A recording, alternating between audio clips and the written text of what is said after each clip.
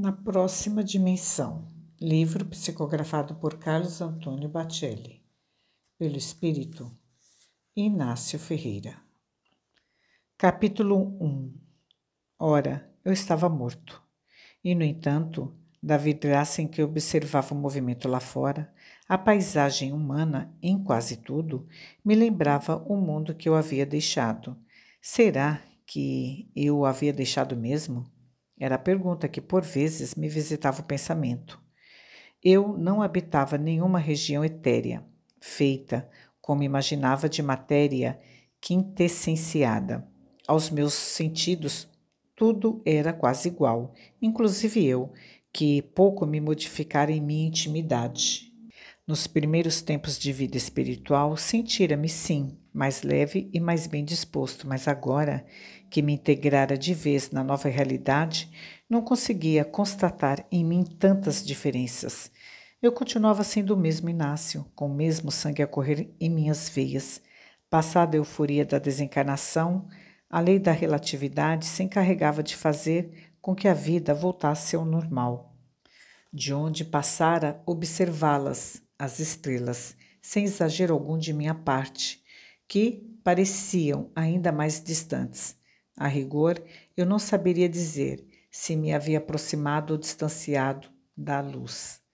De fato, para os que morrem, a morte não encerra mistério algum. A nossa única expectativa, que não se frustra, é a que se refere à sobrevivência. Quanto ao mais, para lhes dizer a verdade, eu estava tendo que me esforçar para não ser indiferente aos amigos que deixara, amigos e familiares, inclusive as coisas que me haviam ocupado a existência inteira e que então me pareciam de suma importância. Logo que me sucedeu o desenlace físico, o meu espírito não lograra desapegar-se do que prosseguia, concentrando-me a atenção. Eu era então um náufrago, que não queria largar a tábua de salvação, mesmo na condição de espírita. O desconhecido, que se me escancarara, me infundia medo, pavor. Num rápido retrospecto, a consciência não me absolvia de todo e eu tinha receio de afastar-me, ou seja, de perder contato para sempre com tudo que eu havia sido. A condição de médico e diretor clínico do Sanatório Espírita de Uberaba, de certa forma, me resguardava e era o único valor ao qual eu podia recorrer, caso houvesse necessidade. Ainda lutando para me adequar à nova realidade, quando vi que a minha biblioteca estava sendo desfeita, o recanto em que eu passava a maior parte do meu tempo ocioso, provoquei um encontro espiritual com Chico Xavier e, por via mediúnica, solicitei àquela que fora minha esposa no mundo que não continuasse dispersando os meus livros. Eu ainda necessitava deles, não para compulsá-los, mas é que, depois de perder o corpo, a sensação de perda que nos acomete é muito grande, para que nos conformemos em perder mais alguma coisa. Por que procurei Chico Xavier? É simples. Se eu tivesse recorrido a outro medianeiro para o meu recado à companheira, é possível que ela tivesse duvidado da autenticidade do fenômeno. E, além do mais, para enviar a ela uma mensagem através de um outro médium, eu teria que trabalhar a sintonia e não sei quanto tempo semelhante providência me consumiria. O espírito não é um mágico e muito menos um médium, embora muitos deles, dos médiums, confundam mediunidade com alguma espécie de magia. Mas, voltando à vidraça que me permitiu olhar o pátio do grande hospital, cuja direção, no mais além, estava sob a minha responsabilidade. Eu não sei quando é que vou me livrar deste karma.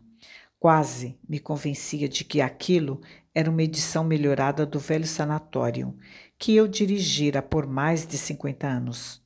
Alguns dos pacientes que eu tratara na Terra estavam ali, e Na minha ingenuidade espírita, eu devaneava em que a desencarnação fosse uma espécie de pá de cal sobre as nossas provas. A cura do espírito, sem dúvida, era mais complexa do que supunha. Bendita a reencarnação, bendito o esquecimento.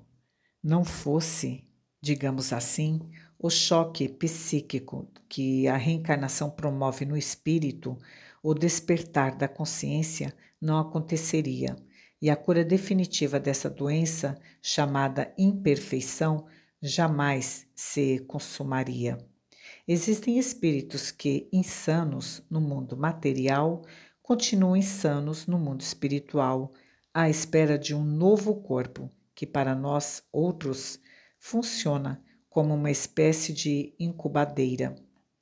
Eu rejuvenescera, é verdade, e principalmente largar o hábito de fumar, mas confesso-lhes, me incomodava ser ainda o mesmo Inácio, sem a mínima possibilidade de subir 1 centímetro a mais na escala indefectível dos valores espirituais.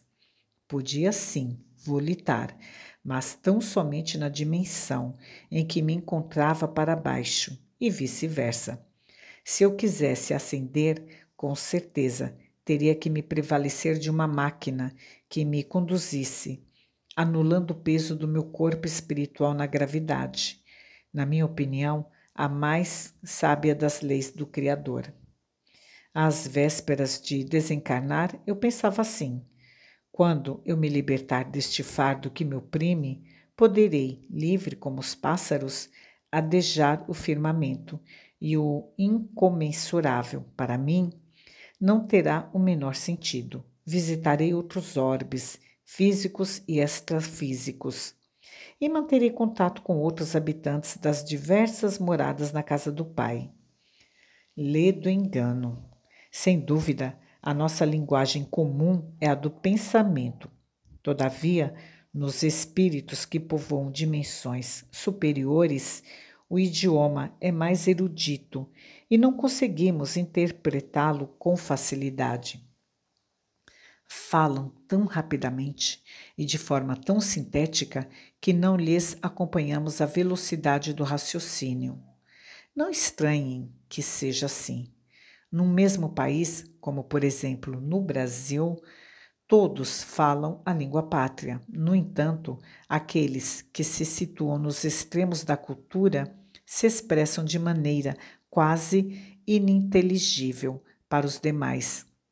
O homem do conhecimento mediano não saberá que um adolescente das favelas do Rio de Janeiro diz com os seus termos de gíria, nem tampouco atenderá àquele que somente se expressa com palavras dicionarizadas, os chamados grafiteiros, com seus modernos hieroglifos.